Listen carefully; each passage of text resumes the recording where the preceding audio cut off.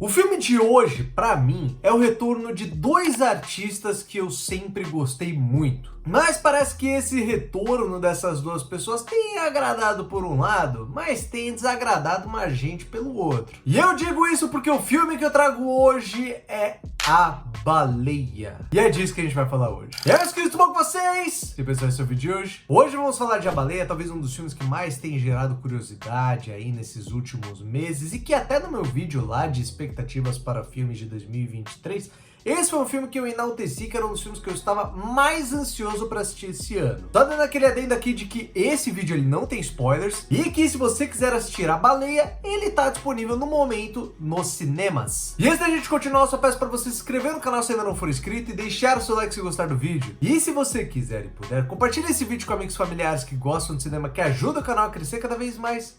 E porque eu garanto que vão gostar do conteúdo. No mais é isso, bora pra sinopse! Charlie é um professor universitário que possui cerca de 270 quilos. Com uma vida solitária, a qual sua maior companhia é sua amiga Liz, que também é sua enfermeira, Charlie vê sua saúde se tornar cada vez mais debilitada. Sendo assim, antes que o pior aconteça, Charlie entra em contato com Ellie, sua filha que há muito tempo não vê, justamente para se reconciliar com ela e trazer esperanças à sua vida. A Baleia foi dirigido por Darren Aronofsky, um diretor que eu amo de paixão, não tem 100% de acerto, mas ele tem grandes filmaços na sua carreira, tipo Requiem para um Sonho, Cisne Negro e Mãe. E esse filme é adaptado de uma peça de mesmo nome escrita pelo Samuel D. Hunter, que no caso aqui ele também é o roteirista do filme, ou seja, dá pra ver que deve ter um quê de fidelidade essa adaptação. Eu digo isso porque eu nunca vi a peça original, tá? E o Aronofsky é justamente um dos artistas relacionados a esse filme que eu comentei lá na introdução que tava retornando. Isso porque o cara não lança um filme desde 2017, quando ele lançou o amado, odiado, polêmico e adorado Mãe. Mas vale ressaltar que o Aronofsky, ele é um cara que ele tem como marca fazer filmes que mergulham muito dentro dos seus personagens, filmes intimistas e que até se tornam estudos de personagem na sua essência. O Cisne Negro é um filme completamente assim, um filme feito para falar sobre a personagem da Natalie Portman, mas um outro filme dele que a gente pode ressaltar, assim, que eu não comentei, é o filme O Lutador, que além de se assemelhar com A Baleia nesse quesito, de ser um estudo de personagem denso e tudo mais, a gente pode fazer um paralelo dele também com o resgate de um ator que há muito estava sumido, mas calma que eu já chego lá. E com isso eu digo que A Baleia é um filme completamente nesse estilo. Aqui a gente tem uma história de drama, fala de assuntos pesados e que pesa a mão mesmo, tanto para te emocionar quanto para te incomodar. Mas tudo isso é feito com foco total na construção do personagem principal, que é o Charlie. E logo de cara eu digo que eu gostei de A Baleia, eu gostei muito mesmo desse filme, mas infelizmente ele não é um filme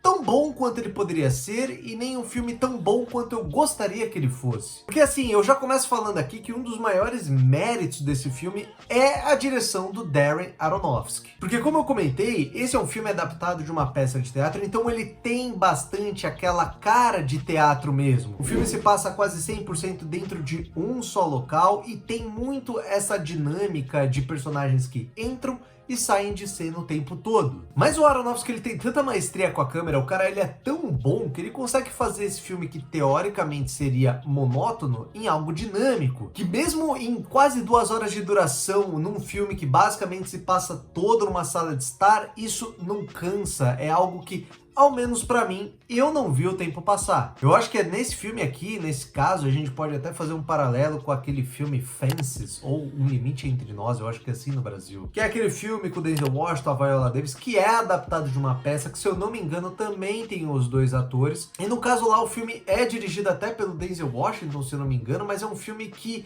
ele é tão literal que ele cansa demais. É quase como se tivesse a peça de teatro ali e só ligar uma câmera na frente. Mas não é assim, a gente tem que adaptar, a gente tem que tornar essa dinâmica que é parada em algo em movimento, em algo dinâmico. E mesmo assim, o Aronofsky, ele não reinventa a roda, ele faz algo simples, mas ele faz algo muito eficaz. Até porque a história que o filme está contando, ela é uma história muito interessante. A gente se vê curioso o tempo todo para saber mais sobre aquele personagem, mais sobre aquele homem, entender mais o seu passado, saber dos demônios da sua vida. E o filme sabe abordar tudo isso, todos esses tópicos que estão pincelados nesse personagem, de uma forma muito boa. O filme traz os demônios do passado do personagem, ele não tem nenhum medo em falar sobre a sexualidade do Charlie, que é um homem gay, e nem também sobre como ele vai tratar sobre esse assunto, sobre o peso do Charlie, que é um assunto hoje em dia muito delicado de se comentar. Mas ele também fala sobre arrependimento, esperança, redenção, bondade, maldade e até um propósito de vida que as pessoas têm. Eu gosto de tudo isso e eu gosto que para tratar desses assuntos, o filme ele meio que coloca um prazo a ser cumprido no filme. E justamente quando esse tempo tá acabando, quando esse prazo tá estourando, a gente tem um final que, assim, para mim é arrebatador, cara. Eu realmente gostei muito do final desse filme. Eu, assim, me emocionei muito, chorei de uma forma que eu realmente não me lembrava de ter chorado assim num filme. Também tem uma questão de ter uns apegos emocionais meu com o filme, mas isso é um assunto para outro vídeo, não vem ao caso aqui. Mas muito do mérito de A Baleia está no protagonista, talvez até mais do que a participação do Darren Aronofsky, o diretor do filme. A gente tem aqui o retorno de outro artista do cinema que há muito a gente não via, que é o protagonista do filme, o Brendan Fraser. Que eu só tenho como falar o querido Brendan Fraser, né, cara? Pra mim, esse cara, ele é um ícone da minha infância, fez clássicos da minha infância, que nem George, o Rei da Floresta, A Múmia. É um cara que, assim, pra galera que nasceu na minha época, tem mais ou menos a minha idade, nasceu ali nos anos 90, é um cara icônico, assim, é um cara que a gente sempre amou de paixão. E o Brendan Fraser, ele é um cara que, pra quem aí não sabe, ele meio que sumiu por ter sofrido um assédio sexual ferrenho de um produtor. Lembra quando rolou aqueles escândalos do Me Too, que foram várias mulheres que protestaram e alegaram terem sido assediadas por produtores, principalmente os Weinstein, né? Acho que foi o Harvey Weinstein. Pois bem, não tô falando que foi esse produtor, o Harvey Weinstein, até porque eu não lembro exatamente, mas o Brendan Fraser também sofreu um tipo de assédio desse, que ele não correspondeu, e aí o cara acabou com a carreira do maluco. Eu até entendo porque que o caso dele ficou um pouco ofuscado em meio a todo esse furdunço que foi esse caso na época,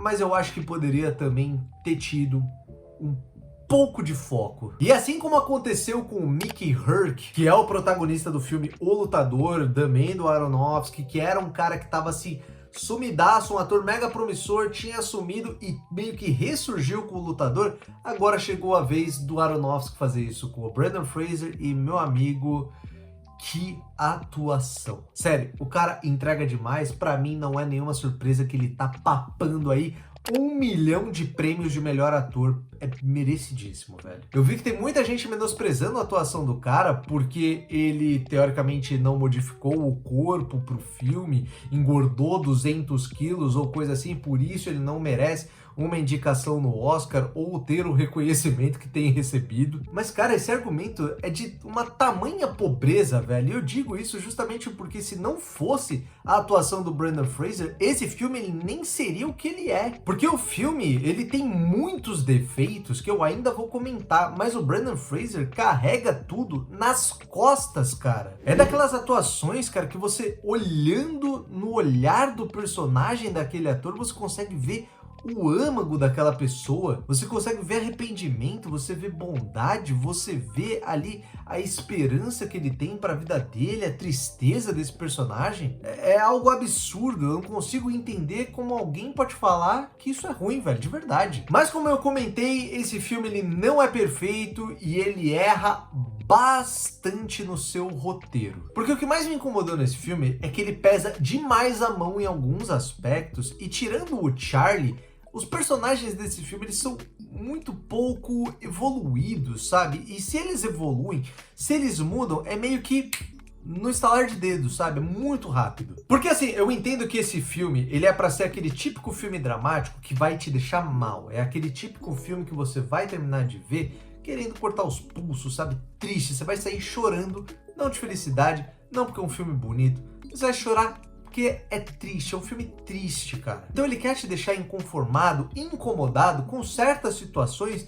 que tá ok, tudo bem você fazer alguns momentos desse, mas tem coisas aqui, cara, que assim, passam do ponto. Um exemplo mesmo é a Ellie, que é a filha do Charlie, aqui interpretada pela Sadie Sink, que faz a Max lá na série do Stranger Things, que aqui é aquele típico personagem adolescente que é revoltado com o mundo, odeia todo mundo, é uma Zé Droguinha e coisa do tipo. E eu entendo que existem motivadores dentro da história pro personagem dela ser assim. Só que começa a me cansar quando toda vez que ela encontra o Charlie, que é o pai dela, ela tem que gritar e esbravejar com ódio que ele é um merda, um gordo, um nojento asqueroso. E assim, não sou eu que estou exagerando com as palavras aqui.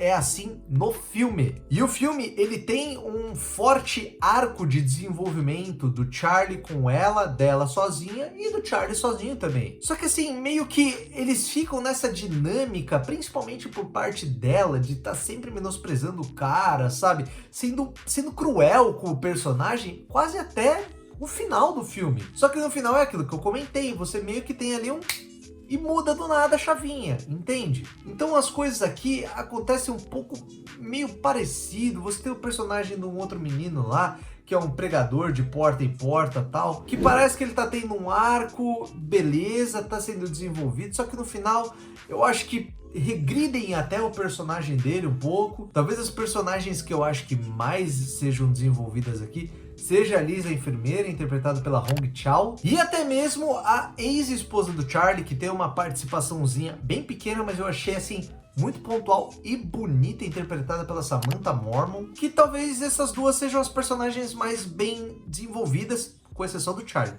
óbvio. E aí o problema é que o filme ele é muito recheado dessas situações, sabe? Que você fica indignado, porque o Charlie ele é um personagem muito bondoso, muito dócil, enquanto todo mundo, toda hora, trata o cara mal demais. E óbvio, isso é muito efetivo, por quê? Porque a direção do Aronofsky é competente e o Brendan Fraser aqui tá um monstro, não tem como você não simpatizar com o personagem dele. Mas assim, pra mim o filme ele pesa muito a mão nesse aspecto, cara. Tem certas horas que eu olhava e pensava que, pô, a pessoa não pode ser tão ruim assim, velho. Ao menos isso me incomodou bastante dentro do filme. Olha, A Baleia era um filme que eu tava muito ansioso pra ver esse ano. Eu queria bastante ver, era um dos filmes que eu mais estava esperando e definitivamente ele foi o que eu queria por um lado e definitivamente ele não foi o que eu queria por outro. Eu adoro Darren Aronofsky, pra mim é um dos melhores diretores aí dos últimos 20 anos, mesmo sendo muito polêmico com as histórias que ele conta e como conta elas. E eu fico muito feliz com o retorno do Brendan Fraser. Era um cara assim